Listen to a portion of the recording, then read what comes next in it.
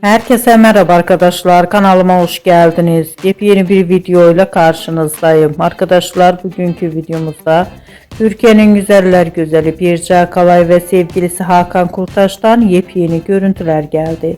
Muhteşem çiftimizin güzel, eğlenceli görüntülerini sizler için YouTube kanalımda video halinde sunuyorum.